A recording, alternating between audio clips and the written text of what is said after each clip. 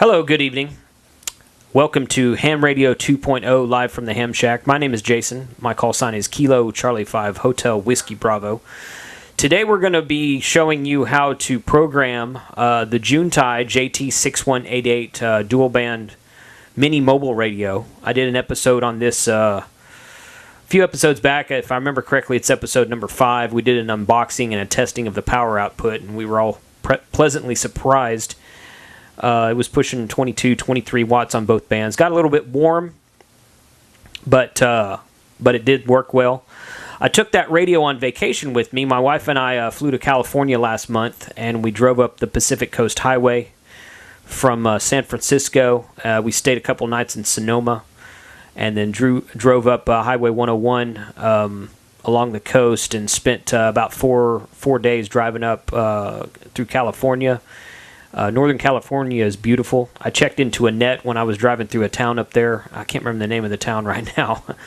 I just was scanning and happened to check into an FM 2-meter repeater net. But I was on the Juentai JT-6188 radio. I listened to 146.52 most of the way and heard a little bit of activity, but not much. We drove up through. We stayed a night in Portland, and we stayed the last couple nights we stayed in Seattle, so that was a fun trip. Not much radio activity along the way, but kind of a little bit here and there. Anyway, I got to actually test in a real-world environment the radio.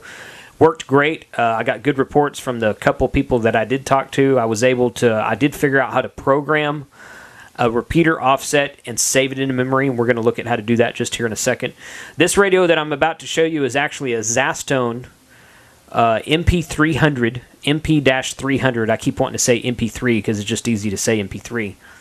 But it is an MP-300 branded Zastone radio. You'll see the box here in a minute.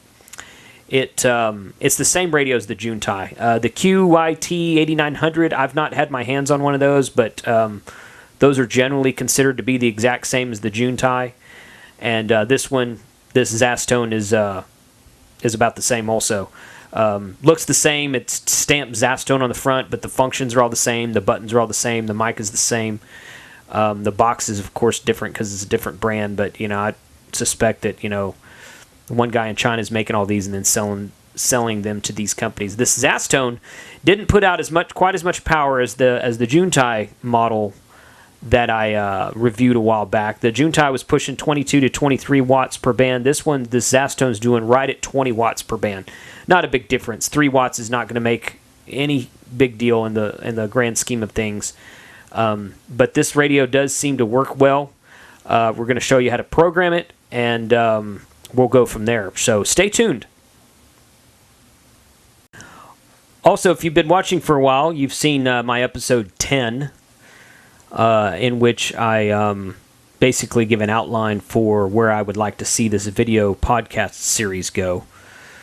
And I ask for your donations and your help to pay for the various costs that are associated with production quality, purchasing of equipment, and just trying to make this a bigger and better venture to produce more videos and higher quality videos, and just all the costs that are associated with that. I also want to start to drive around to different ham fests and do some reviews of Hamfest and put it online. So if you can't make a Hamfest, you can watch the video and see what it was like and see what you missed and maybe try to catch it next time. So if you would, go out to my website, grapevineamateurradio.com. From the front page, click on the Ham Radio 2.0 tab at the top. And from that page, on that page, you'll be able to see a list of all the videos I've done. And at the very top, you'll be able to make a PayPal donation. Any donation, any amount is fine. Start at $5 and go up from there. I appreciate your support. Thank you for watching. Feel free to share this video on Facebook, on Google+, on Twitter, wherever you want to share it. 73. This is the Zastone, which is the Zastone MP300. You can see the microphone here. Kind of a close-up shot of that. No function buttons, but it's got a full DTMF microphone. You can see the box here. Zoom out a bit. Zastone MP300. I keep wanting to say MP3. MP300 mobile radio. Right here, 5-tone, 2-tone, ANI, and DTMF.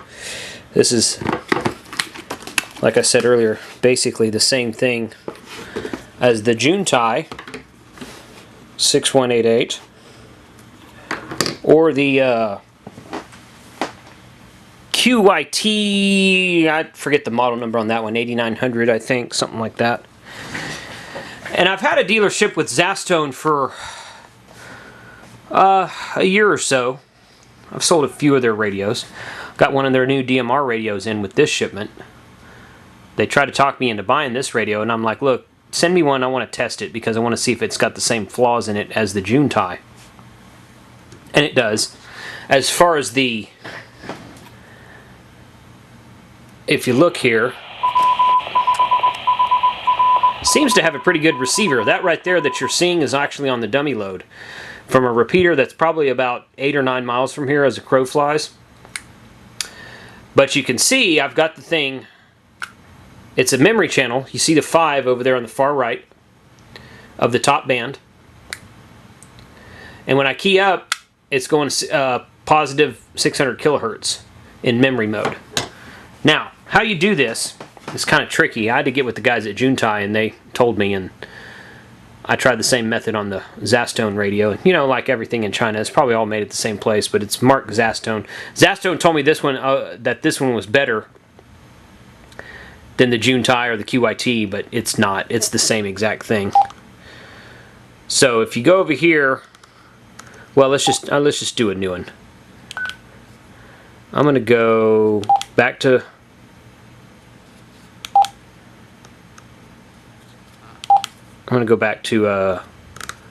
VFO mode here.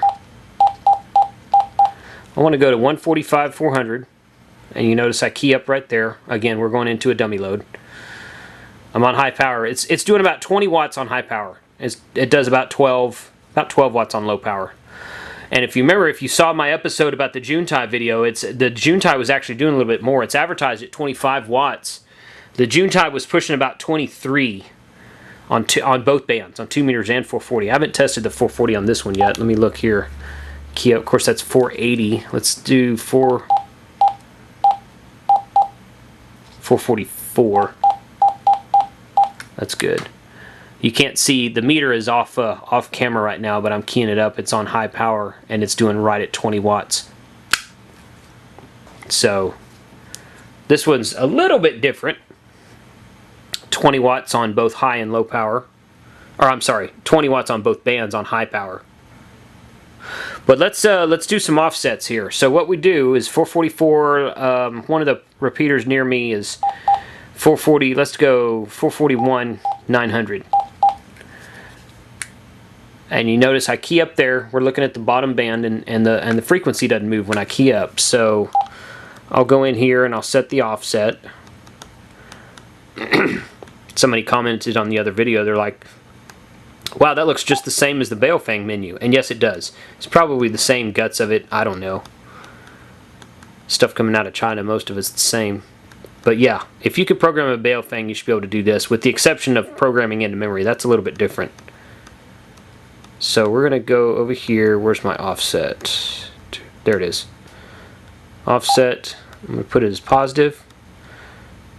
For some reason, they've got the offset for 220. That's weird.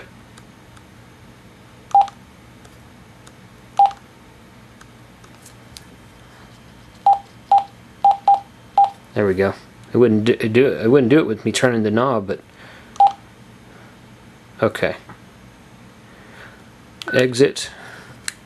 All right. You can see it's at 446.9 when transmitting, 441.9 when not transmitting, and you see the little CT, if you can see it on the screen there, right above the 1, right there.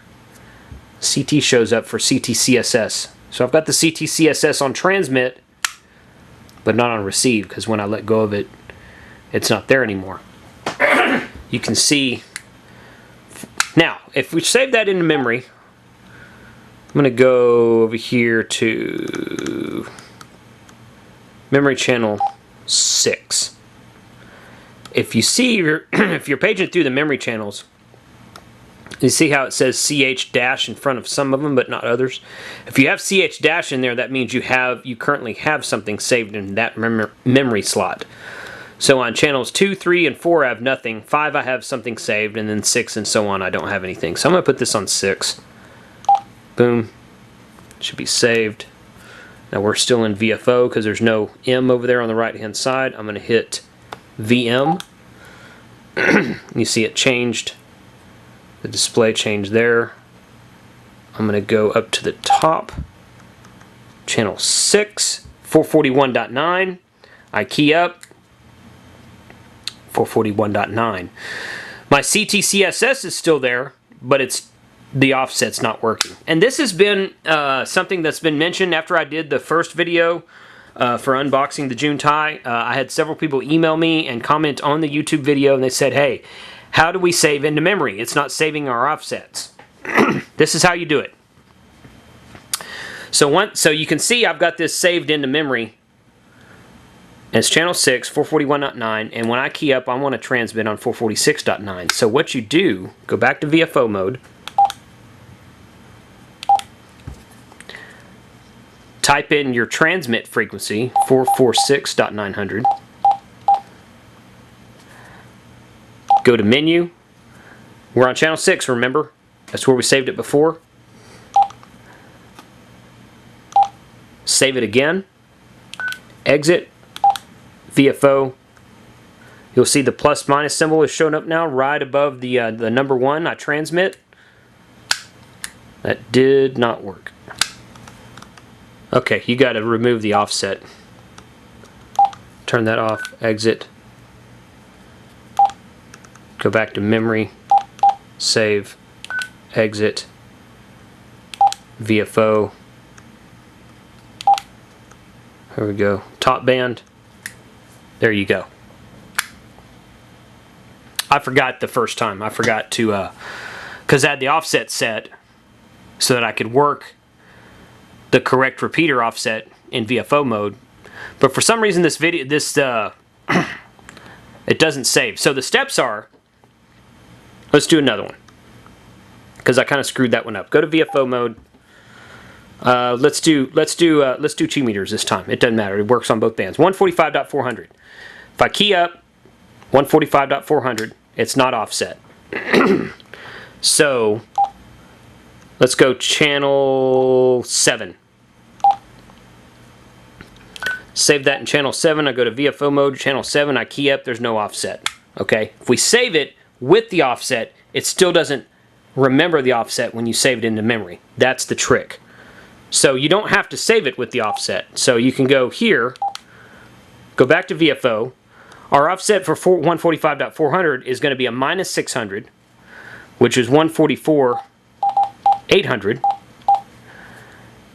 And it's going to be a now our direction is off, our plus minus is off, that's good. 600, that's good. We're going to want a 110.9 PL tone because this is a local repeater to where I'm at right now. Okay, we've got that right there. Good. So I key up. Okay, so let's go back to memory.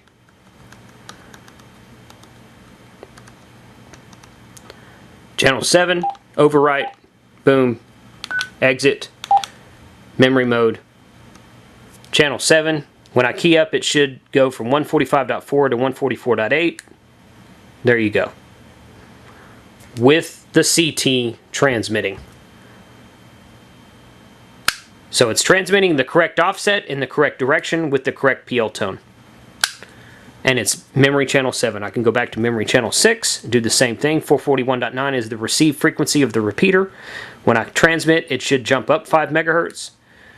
There you go, 446.9. So you basically have to write it once on the receive frequency and then go back to VFO mode, put in the transmit frequency and overwrite. Essentially, it's overwriting what you've already written in the same memory slot with the PL tone already entered. PL tone on the transmit side. If you want to do a PL tone on the receive side, you can. You don't have to. Most repeaters you don't have to. But if you want to do a PL tone on the transmit side, if the repeater has a PL tone, you have to transmit the PL tone, the CTCSS tone. We can go back here, 146.520. Of course, there's no offset there. That's my simplex frequency. There you go. So you save it into memory as the receive frequency. Go back into VFO. Type in with the keypad, type in your transmit frequency, set your PL tone, save it in the exact same channel frequency as you did before. And then use this VM key here to switch back and forth between VFO and memory mode. Go to your memory channel, key up, and you should see the offset. So that is how to program the Zastone MP300, the Juentai JT-6188, and the QYT, which I don't actually have a QYT. The QYT, I think it's an 8900. I don't remember. But that is how to program this program memory frequencies into this radio. 199 channels, 20 watts. For the price, it's a little bit warm also. It's got this sticker on it that says, "Caution, the surface may be hot." 20 watts, 23 watts in small package. I don't doubt it. That was a look at how to program the Zastone MP300 or Juentai JT-6188, the same radio. Mini mobile dual band radio, about 20 to 23 watts per band on both radios. My test results proved that the Juentai actually pushed a couple more watts than the Zastone. About 20 watts on the Zastone. And about 22 or 23 watts on the Juentai. If you watched my earlier episode of the unboxing of the Juentai JT-6188 radio, go back and watch that. I think it's episode 5. I can't remember right now for sure. I'll tell you exactly what it is. 1 second. I was correct. It's episode 5. So go back and watch episode 5, the unboxing the Juentai JT-6188 dual band mini mobile amateur radio. With the exception of episode 1, which is how to program the QYT KT-8900, that is my most popular radio to date, and that episode 1 was recorded a good 6 or 8 months prior to the Zastone one, the Juentai one. That episode 1 was actually before I even named it Ham Radio 2.0 and before I decided to start a series on it. So it's got like 17,400 hits at the time of this recording. And the Zastone, I keep saying Zastone, it's the Juentai, but it's the same radio. The Juentai one has just over 8,400 hits at the time of this recording. So, you got to see the Zastone unboxing, actually the Zastone, the MP300, which is the same radio. It looks exactly the same, except on the stamp on the front it says Zastone instead of Juentai. And Zastone's been around a while. A lot of people haven't heard of them. Again, like I said previously, they're actually owned by Kirisun. If you go look up their FCC ID on the ULS, or on the FCC database, I should say, you will see probably a licensing registered to the company name of Kirisun, Kirisun. Kirisun makes. They were one of the first Tier 2 DMR radio. What is the word I'm looking for? Registered. They were one of the first to register on the DMR registration website for, I think it's DMR dash, I forget what it is right now. Anyway, they registered for a certificate of DMR Tier 2 compliance. So they were compliant along with Motorola and Vertex Standard and Tate and Harris and a couple other ones. Kirisun was one of the first ones out of China to actually become registered on the DMR Association's website. That's what it is, dmr-association.com or .org or something like that. So just Google DMR Association. You'll see the website I'm talking about, and go to the manufacturers list. You'll see Kirisun on there, Kirisun. They are the parent company of Zastone. So if you've watched my video for the Zastone DP-880 DMR HT radio, it is a fantastic DMR HT. It's basically the same as one of the Kirisun radios, but it's not nearly as expensive. So the Zastone MP300 is made by the same company that makes the Zastone DMR stuff. And that MP300 is the same radio as the Juentai JT-6188. And from what you just watched, you're able to see how to program it. So that is probably not the last video I'll do on this radio. This radio has been extremely popular because it is a dual band mobile that's more than just 5 or 10 watts, and it works pretty darn well. I mean, and the price point is like right around $100. So no way you could get a dual band mobile radio for even with low wattage, low power output for around $100 when I got my first ham ticket in 1994. No way. You were looking at $400 or $500 easy for a dual band mobile radio. Now, they would do about 50 watts, but if you want a 50-watt radio, I highly recommend the QYT KT-8900. Go back and watch my episode on that one.